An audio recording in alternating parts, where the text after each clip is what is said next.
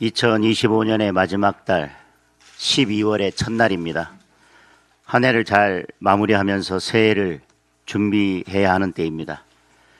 그런데 이 정권은 끝까지 내란몰이에만 몰두하고 있습니다. 우리 당 추경호 전 원내대표의 구속영장 심사에 대해 정청래 대표가 직접 나서서 사법부를 겁박했습니다. 기각되면 사법부로 화살이 향할 것이라는데 늘상 하던 대로 좌표 찍어서 개딸을 동원하겠다는 것입니다. 저는 우리 사법부가 어떤 외압에도 흔들리지 않고 공정하고 정의로운 판단을 내려줄 거라 믿습니다. 지난 열흘 동안 저와 우리 당은 전국을 돌면서 국민을 만나 국민의 목소리를 직접 들었습니다. 물가 폭등, 환율 급등, 부동산 폭정, 일자리 절벽 등 민생 바탄에 대한 국민의 분노를 그대로 느낄 수 있었습니다. 그런데도 이 정권의 관심사는 민생에 있지 않습니다. 성과도 없이 예산만 왕창 쓰는 돈 먹는 특검을 추가로 또 만들겠다고 합니다. 정치 특검에 266억 혈세를 퍼붓고 대규모 인력을 투입했지만 맹탕 수사 실패한 특검으로 이미 판명이 됐습니다. 새 특검의 구속영장은 절반이 기각됐고 강압수사를 벌이다 죄 없는 공무원을 죽음으로 몰고 가기도 했습니다. 언론쇼와 과잉수사 말고 제대로 한 것이 없습니다. 그런데도 추가 특검을 하겠다는 이유는 뻔합니다. 내년 지방선거까지 거짓 공세와 정치 공작을 지속하기 위해서입니다. 국민이 결코 용납하지 않을 것입니다. 사법부 겁박에도 내란몰이가 뜻대로 되지 않자 내란 전담 재판부 추진도 다시 끄집어내고 있습니다. 정권의 입맛에 맞는 판사를 골라 자기들 뜻대로 인민 재판을 하려는 것입니다. 베네수엘라 독재 정권에서 벌었던 일을 2025년 대한민국에서 따라하겠다는 것입니다. 베네수엘라가 어떻게 망국의 길을 갔는지 똑똑히 기억하기 바랍니다. 정치 보복과 독재의 종착역은 자멸입니다. 제발 성난 민심의 경고에 귀 기울이기 바랍니다. 어제 여야 합의로 배당소득 분리과세가 국회 기재위를 통과했습니다.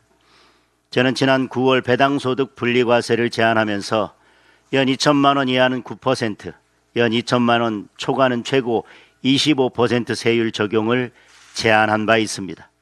이번 합의가 이 목표에는 미치지 못했지만 실질 소득 증가와 자본시장 활성화에 적지 않은 도움이 될 걸로 기대합니다. 앞으로 더욱 과감하게 개선해 나갔으면 합니다. 정부의 인위적 부양책만으로는 코스피 5천 시대를 열 수가 없습니다. 해외 투자를 한다고 청년과 국민을 탓할 것이 아니라 떠난 국민과 자본을 국장으로 돌아오게 만드는 과감한 정책, 기업과 경제 체질을 개선하는 상식적 경제 정책이 필요합니다. 앞으로도 국민의힘은 민생을 살리는 정책들을 적극적으로 발굴해서 국민의 삶을 풍요롭게 만드는 데 최선을 다하겠습니다.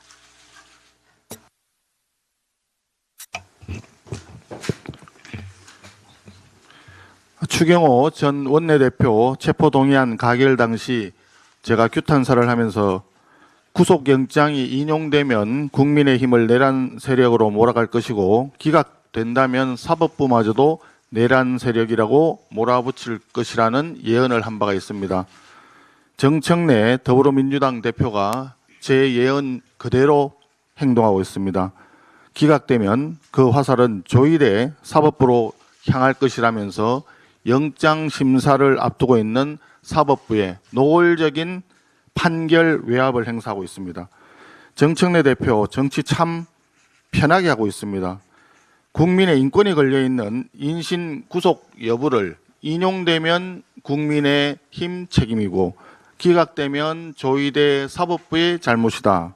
이런 무책임한 고무줄 잣대 선동의 대상으로 보고 있는 안일한 태도를 보이고 있습니다. 오죽하면 시중에 내란은 없고 내란몰이만 가득하다는 이야기가 넘치겠습니까? 야당과 사법부에 대한 내란몰이를 한다고 해서 대장동 그분의 진실이 덮여질 수는 없습니다. 대장동 항소 포기 외압에 대한 국정조사 즉각 실시하기 바랍니다. 국조를 회피하는 자가 범인입니다. 국민의힘은 진상규명을 진행하기 위해서 모든 것을 다 협의할 수 있다고 했는데 더불어민주당은 이런저런 핑계만 대면서 피해 다니고 있습니다. 더불어민주당의 의사결정이 상당히 어려운 것으로 보입니다. 법사위의 야당 간사 선임이라고 하는 조건에 저희들은 목매이지 않겠습니다.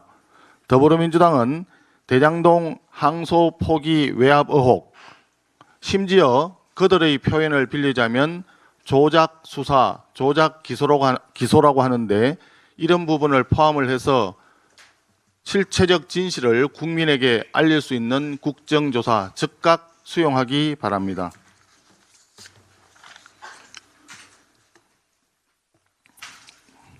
제가 이 부분은 발언을 할지 말지 상당히 제가 좀 자제를 해왔는데 오늘은 발언을 하지 않을 수가 없는 상태인 것 같습니다. 더불어민주당 장경태 의원의 성폭력에 이은 뻔뻔한 2차 가해가 도를 넘고 있습니다. 장 의원은 추행은 없었다, 데이트 폭력 사건이었다라면서 오히려 자기가 피해자라고 적반하장식 주장을 하기 시작했습니다. 장 의원 주장에 따르면 데이트 폭력범이 데이트 폭력 영상을 스스로 촬영해서 방송사에 스스로 제공했다라는 것인데 이런 앞뒤 맞지 않는 발언에 대해서 인정할 사람이 누가 있겠습니까? 본인이 살고자 무고한 사람을 범죄자로 만드는 작태야말로 파렴치한 2차 가해의 전형입니다. 장경태 의원의 지역구 선배인 민병두 전 의원도 성추행 미투 폭로가 나자마자 의원직 사퇴를 선언했습니다. 비록 2달 만에 사퇴를 번복하는 쇼로 그치긴 했지만 최소한의 염치가 있었던 민병두 전 의원의 성의만큼은 다시 한번 본받기를 바랍니다. 장 의원이 지금 저지르고 있는 2차 가해는 역대 더불어민주당 성폭력범 중에서도 가장 파렴치한 행각이라는 점을 분명히 말씀드립니다. 장 의원은 책임 있는 자세로 의원직을 사퇴하기를 촉구합니다. 더불어민주당에게도 촉구합니다. 정청래 대표 최측근인 장경태 의원에게 온정주의식 감사주의로 일관한다면 국민적 심판을 면하기 어려울 것입니다. 더불어민주당은 박원순 서울시장, 오거돈 부산시장, 안희정 충남지사, 민병두 의원, 박완주 의원 등으로 이어져 오는 유구한 성폭력 DNA를 하루빨리 벗어나기를 촉구합니다. 성추행범이자 2차 가해범인 장 의원으로부터 중징계와 함께 의원직 사직서를 받아내기를 촉구합니다. 이상입니다.